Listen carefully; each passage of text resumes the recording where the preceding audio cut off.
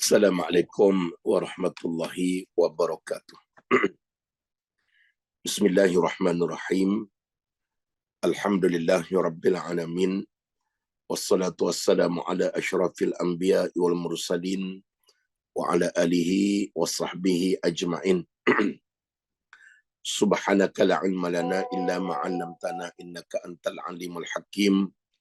La haula wa la quwwata illa billahil aliyil azim. Asbahna wa asbahal mulku lillah walhamdulillahi la syarika lah. La ilaha illa huwa wa ilaihin nusyur. Asbahna ala fitratil Islam wa kalimatil ikhlas wa ala dini nabiyyina Muhammadin sallallahu alaihi wasallam wa ala millati abina Ibrahim hanifa wa ma kana minal musyrikin. Allahumma inna nas'aluka ilman nafi'a wa rizqan tayyiba wa amalan mutaqabbala. Ya Allah, ya Tuhan kami, kurniakanlah kepada kami memohon kepadamu ilmu yang bermanfaat, rezeki yang baik, dan juga kami memohon kepadamu amalan-amalan yang kau terima, ya Allah. Allahumma tawaffana muslimin wa ahyina muslimin wa alhiqna bis salihin. Wahai Tuhan kami,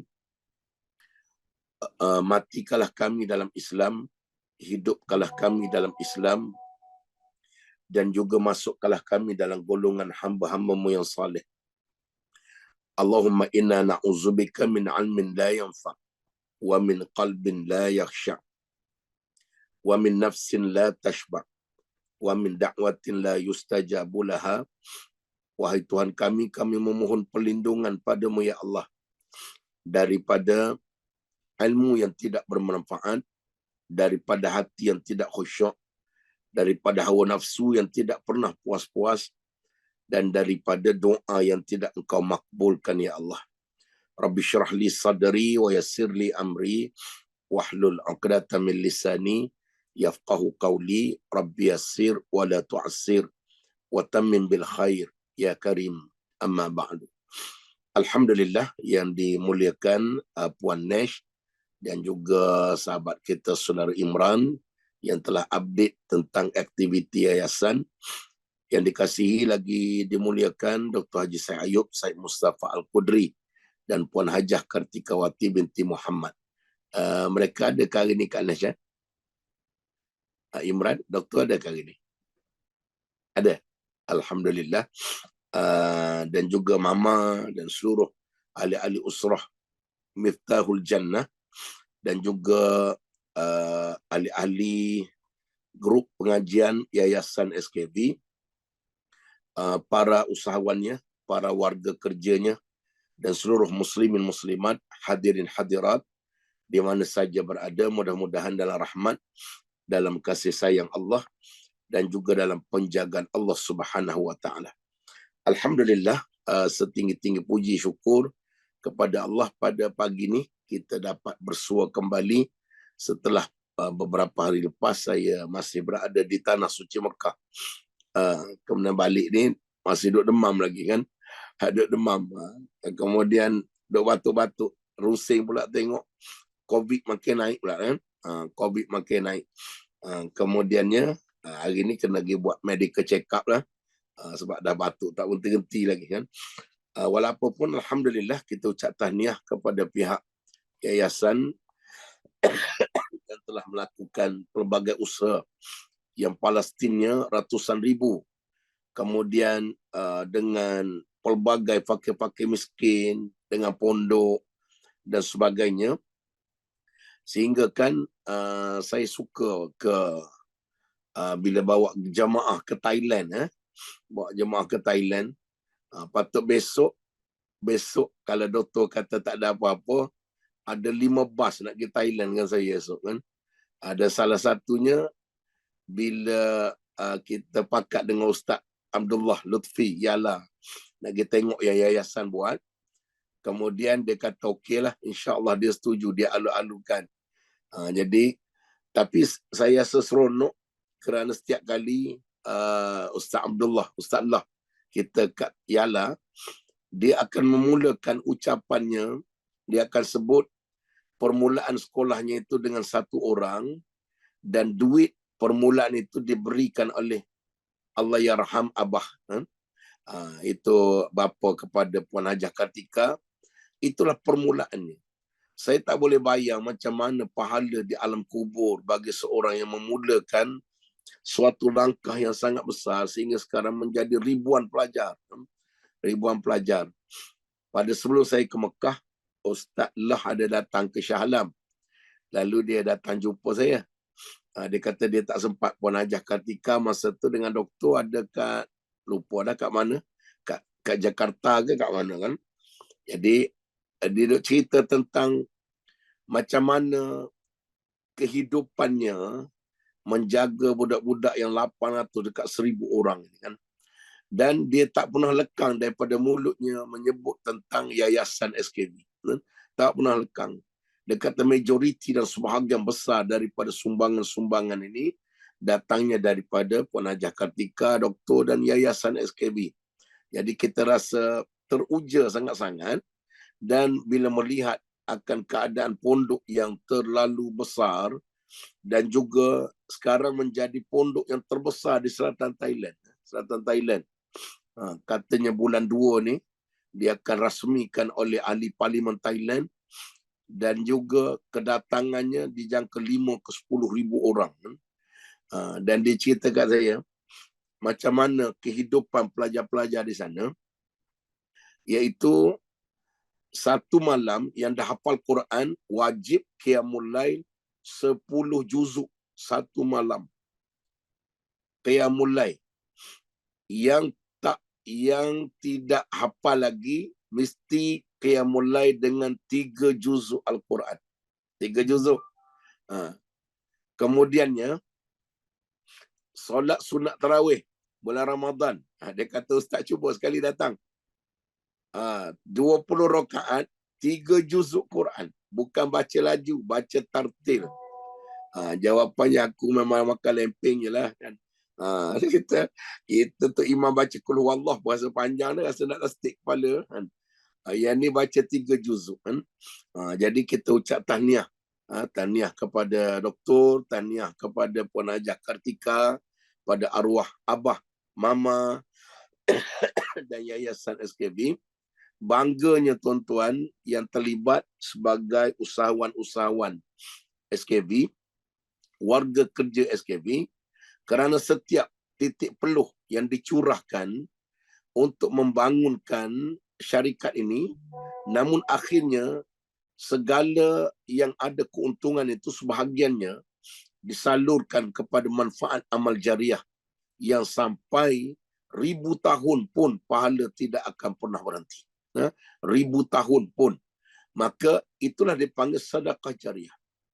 Sedekah jariah ni kita semayang bila kita mati habislah. Tak ada pahala. Puasa selagi kita hidup boleh puasa. Baca Quran selagi kita hidup. Berzikir. Tapi ada satu pahala walaupun kita mati dia terus berjalan macam hidup walaupun 1000 tahun. Iaitu namanya sedekatun jariyah. Iaitu sedekah jariah. Sebab itu saya mencadang pada diri saya dan semua, sedekah inilah sesuai dengan kitab kita Tibbul Qulub, iaitu jalan pantas untuk menjernihkan hati. Apabila kesediaan kita untuk berkongsi dengan orang lain rezeki kita, kan? Man zallazi yuqridullaha qardan hasana fayudha'ifahu lahu ad'afan katsirah wallahu yaqbidu wa yabsutu wa ilaihi turja'un. Barang siapa yang memberi pinjamannya kepada Allah, Allah sifatkan orang yang infak ini sebagai pinjaman. Allah pinjam duit kita. Dan Allah berjanji orang yang beri pinjaman ini Allah akan lipat gandakan rezeki berkali lipat. Sebab itulah kata ulama daripada ayat ini, kalau kamu susah, sedekahlah. Kata Profesor Dr. Yusuf Qardawi, kalau kamu sakit, sedekahlah.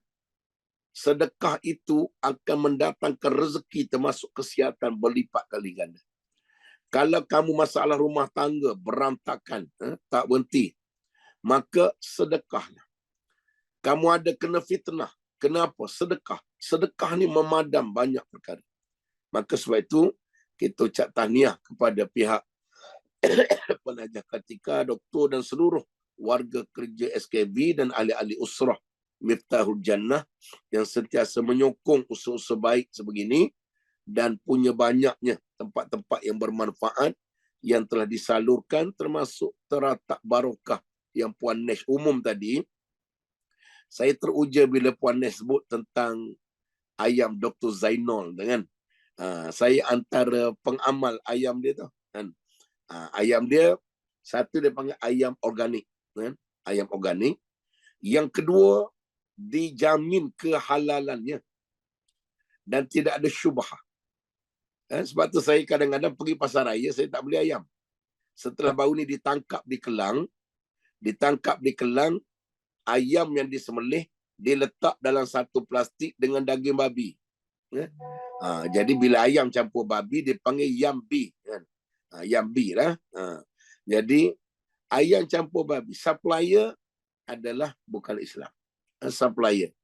Yang kedua, hatta ayam-ayam di tempat orang Islam pun ada satu kawan saya kat selatan Thailand, dia tok guru pondok. Dia tak pernah makan ayam kat luar. Kat kedai ke, kat mana ke, melainkan, walaupun pahaman tu saya pun tak berapa setuju. Tapi oleh kerana dia nak jaga hafalan Quran dia. Macam kita ni hafal alif bata ya, tak apa. Dia nak jaga hafalan Quran, dia tak makan ayam kat luar. Selagi ayam tu dia tak tengok sembelih. Kerana dia ada isu pada sembelihan ayam ini. Orang Melayu sekalipun, kalau tidak faham agama, dia sembelih ayam, dia lempar dalam raga. Cuba bayang, pagi-pagi kena dalam 1000 ekor sembelih. Ayam yang belum mati, duk menggelupur gitu, campak dalam raga, sembelih seekor lagi, campak dalam raga, akhir ayam kena sembelih, menindih ayam kena sembelih. Ayam tu mati bukan sebab sembelih, mati sebab kena tindih. Di sini ada isu khilaf. Bagi orang yang nak jaga hati, dia sangat hati-hati. Sebab tu kawan saya tu, dia daripada umur belasan tahun, hafal Quran 30 juzuk. Daripada umur belas tahun setelah hafal, sampai sekarang ini, tiap-tiap hari membaca Quran tidak kurang 10 juzuk sehari. Sampai sekarang. 10 juzuk sehari. 3 hari dia programkan khatam. Satu lagi ikan keli. Ikan keli. Terutama ikan keli daripada Thailand. Daripada Thailand. Dia bawa masuk. Dia bagi makan najis babi. Dia bagi makanan-makanan yang bercampur dengan benda babi. Boleh makan tak Ustaz ikan keli tu? Jawapannya boleh makan. Kita bukan makan babi, makan ikan keli. Cuma dari sudut sifatnya agak sedikit kotor. Sikit kotor. Nak kena samak ke? Tak payah samak. Sebab kita bukan makan babi. Makan ikan keli. Cuma didedahkan makanan yang kita tengok dalam TikTok. Tengok dalam TikTok, dibukakan guni tu. Ikan keli bertindir-tindir berebut. Itu sebahagian kalau di Thailand adalah menggunakan benda-benda yang berasaskan babi. Jadi benda inilah yang mengotorkan hati. Kalau orang-orang yang nak jaga hatinya, dia memilih makanannya yang baik-baik, yang sahih. Kadang-kadang bab tu jaga. Tapi bab mencuri tak jaga. Bab rasuah tak jaga. Pecah amanah tak jaga. Dia dah rasa macam makan babi saja tak boleh. Ayam tak sembelih saja. Tapi mencuri, pecah amanah, kemudiannya penyelewengan, dia tak rasa haram. Ini masalah kita yang menjadi kotornya hati. Jadi sebab itu, bijaknya Yahudi Nasara, mereka mendatangkan pelbagai makanan-makanan yang syubahah. Agar dia nak rosakkan orang Islam bukan dengan cara ajak mereka pergi gereja, ajak masuk agama mereka. Tapi rosakkan hati manusia. Paling pantas rosak hati pemakanan. Pemakanan. Saya duk ceramah dengan Dr. Said ni dah 21 tahun. Dengan Tuan Haji Dr. Said ni, kami pergi rata-rata dulu. Dr. Said dedahkan pada saya, macam mana ada kapsul-kapsul, banyak kapsul-kapsul yang ada dalam Malaysia ni kadang-kadang daripada gelatin babi. Terutama yang bukan Islam. Jadi sebab tu hati-hati untuk menjaga hati kita agar mudah-mudahan dibagi kebaikan oleh Allah Subhanahu Wa Taala. Baik. Kita tengok muka surat 19. Hari ni kita tengok satu tajuk kecil sampai muka surat 21. Ringkasan paparan tentang hati yang sihat bagi ada kitab Tibul Qulub. Secara umum, muka surat 19. Hati yang sihat adalah hati yang seluruh perhatiannya kepada Allah Subhanahu Wa Taala. Seluruh cintanya kepada Allah. Yang ditujukan adalah Allah, badannya untuk Allah, amalnya kerana Allah, tidurnya kerana Allah, terjaganya kerana Allah, membicarakan tentang Allah, menjadi lebih menarik daripada membicarakan hal lain, dan yang difikirkannya selalu tentang redanya dan cintanya. Ia lebih memilih berkhalwah bersama Allah daripada bergaul, kecuali ketika pergaulan itu lebih dicintai dan membuatkan redha Allah kepadanya. Ketenteraman jiwa, kedamaian, ketenangan hanya bersama dengan Allah. Ketika ia dapati dirinya berpaling, maka ia akan segera membawa firman-Nya, ya ayyatuhan nafsul mutmainnah, irji'i ila rabbiki radiyatan mardiyah. Wahai jiwa yang tenang, kembalilah kepada Tuhanmu dengan hati yang redha dan diredai. Ia mengulangi bacaan itu supaya hati mendengar Tuhannya kelak di hari perjumpaan. Sehingga hatinya dipenuhi rasa penghambaan kepada Tuhan yang patut disembah. Sehingga penghambaan itu menjadi pembawaan secara naluri tanpa ada terbeban. Ia pun beribadah dengan rasa rindu, rasa cinta dan pendekatan sebagaimana orang yang jatuh hati kepada kekasihnya demi melayani dan memenuhi keperluannya. Bahasa Indonesia dia tulis kebutuhannya. Kalau orang Melayu apa pula mencarut dia Ustaz? Ini kena mengaji dengan Dr. Said dengan Puan Haji Kartika. Indonesia dah jadi rumah kedua mereka kan. Apa pula dia tulis mencarut kat sini? Orang Indon memanglah dia panggil butuh itu perlu. Orang Melayu jangan nak cuba. Kena lastik kepala kan. Sebab apa? Butuh tu mencarut. Tapi orang Indonesia dipanggil keperluan. Baik. Ya ayyatuhan nafsul mutmainnah. Wahai jiwa yang tenang, kembalilah kepada Tuhanmu. Saya selalu tanya soalan. Kalau kita stres, apa kita buat? Imran, kalau stres, apa dia buat? Kalau Kak Nes, stres apa? Dr. Said selalu tanya saya, kalau stres buat apa? Saya kalau stres, ada orang cakap kat saya, kalau stres paling baik makan. Sama dengan aku lah tu kan. Kalau stres makan. Lagi stres makan, lama-lama kenyang, bila dah kenyang tidur lega kan. Jadi makan banyak-banyak kan. Lamb shank kan. Nasi biryani. Sekarang dia tengah cari nasi biryani, lamb shank dalam buluh. Tak jumpa. Kat mana tak tahu jual. Kat Sungai Buloh ada satu. Pergi Mekah kemarin, kawan-kawan bawa pergi makan kaki kambing. Saya kata kaki kambing, kaki lembu, kaki unta semua saya telan. Tai unta saja tak makan. Baik. Jadi,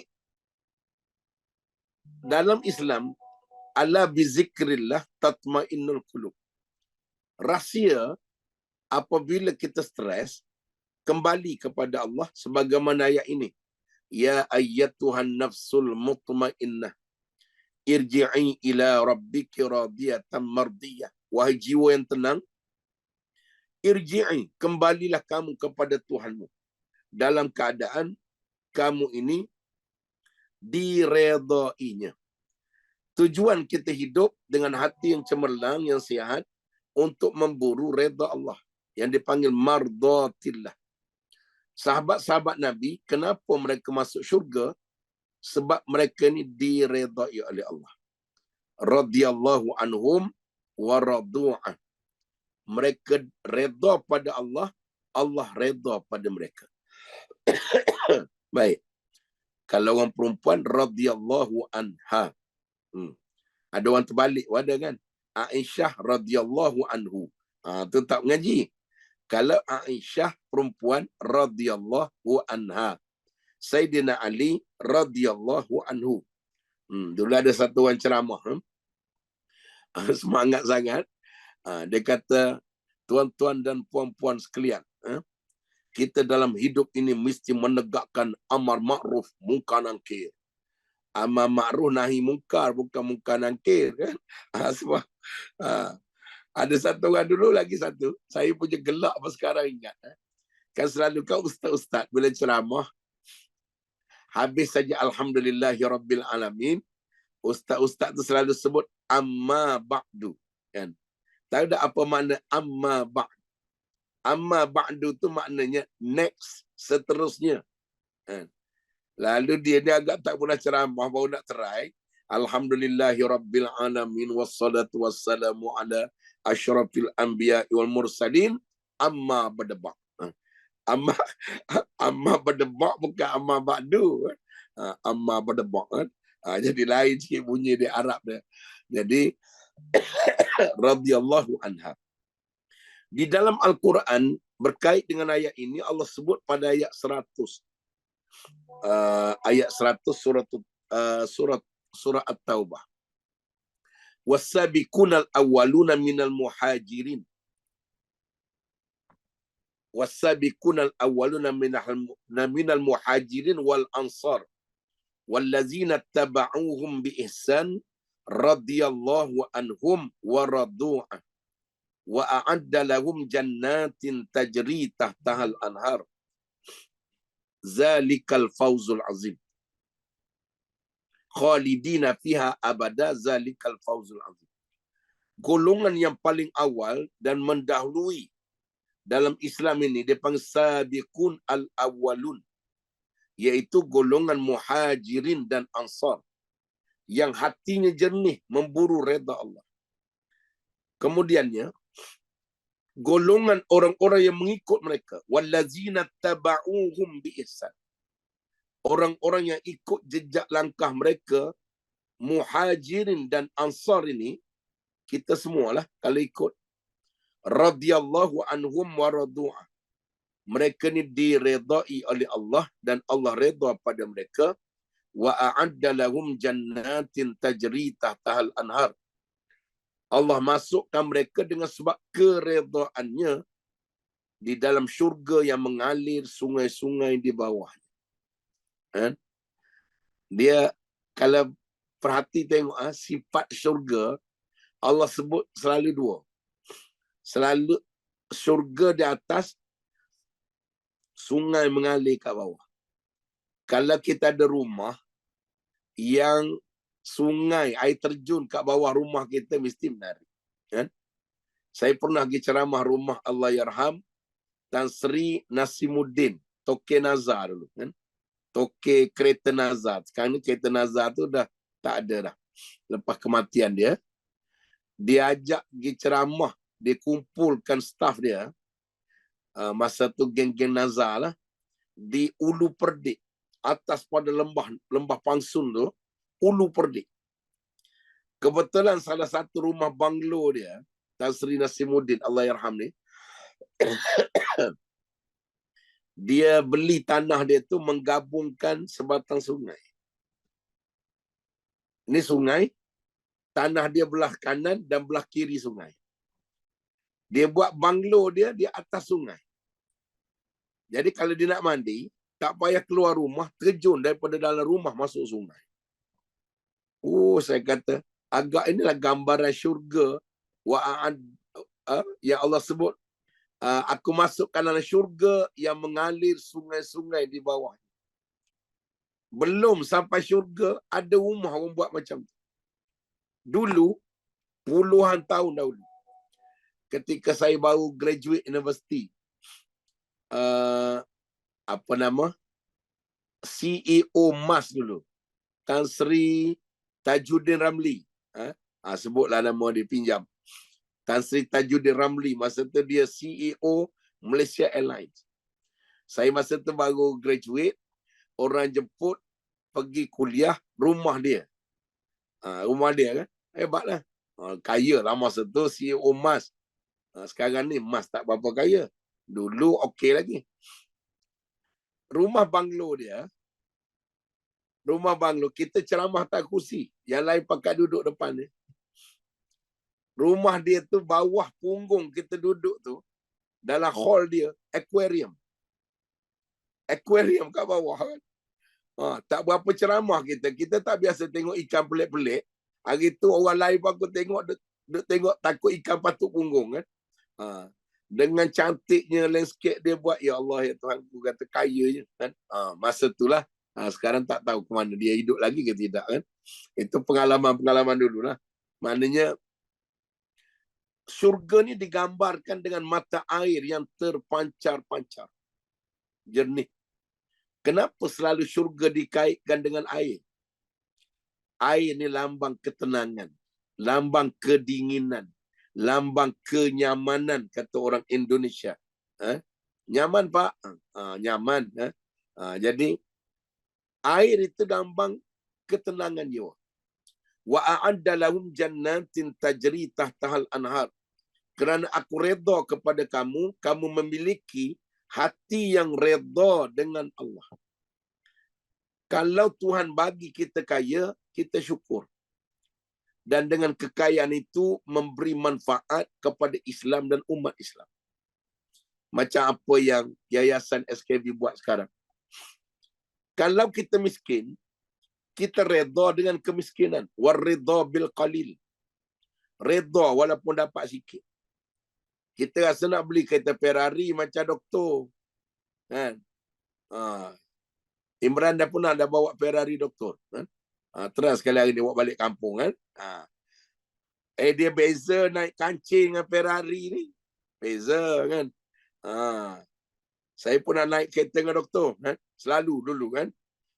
Doktor belum Ferrari pun 220 meter. Pergi ke Johor dengan doktor, tak ada kereta yang dia tak potong. Dia jahat. Bila kena tahan polis, dia tunjuk kat doktor. Ada urusan doktor kat sana. Lepas. Aku try buat macam tu. Kena tahan, bawa laju. Akhir polis tahan, tunjuk IC. Bukan kat doktor, dah kena saman. Tak pasal-pasal 300 kan. Jadi, beza. Kalau kita susah, tak jadi orang-orang yang mungkin senang, redha. Waridha bil qalil. Hati akan tenang. Di kalangan sahabat Nabi radhiyallahu anhum, jangan salah sangka, ramai sahabat yang kaya raya. Tapi mereka paling pantas masuk syurga. Belum meninggal dunia, Allah sudah sebut yang ni syurga. Nabi sebut syurga, syurga, syurga. Bagai contoh, Abu Talha. Saya suka pergi Madinah tu. Daripada hotel depan, paling depan, sampai ke Masjid Kubah Hijau, tempat jasad Nabi. Cuba bayang, itu milik siapa ladang tamar zaman dahulu. Semua itu daripada hotel depan sampai Kubah Nabi adalah ladang tamar milik Abu Talha. Yang diinfakkan seluruh untuk masjid. Cuba bayang sudah 1000 tahun lebih, pahalanya